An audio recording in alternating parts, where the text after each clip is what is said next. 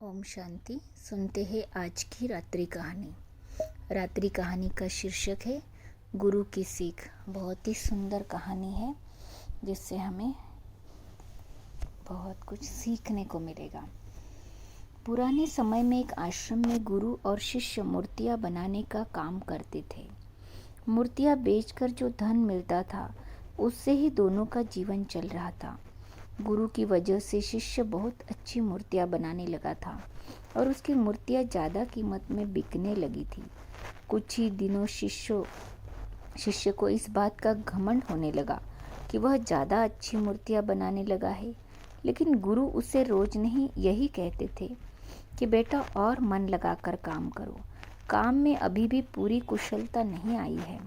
ये बातें सुनकर शिष्य को लगता था कि गुरुजी की मूर्तियाँ मुझसे कम दाम में बिकती है, शायद इसलिए ये मुझसे जलते हैं और ऐसी बातें करते हैं।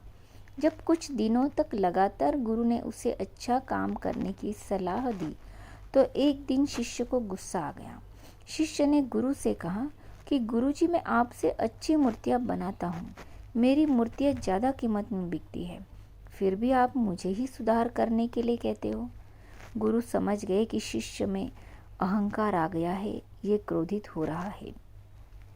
उन्होंने शांत स्वर में कहा कि बेटा, जब मैं तुम्हारी उम्र का था तब मेरी मूर्तियाँ भी मेरे गुरु की मूर्तियों से ज़्यादा दाम में बिकती थी। एक दिन मैंने भी तुम्हारी तरह मेरे गुरु से भी यही बातें कही थी। उस दिन के बाद गुरु ने मुझे सलाह देना बंद कर दिया और मेरी कला का विकास नहीं हो पाया। मैं नहीं चाहता कि तुम्हारे साथ भी वही हो जो मेरे साथ हुआ था।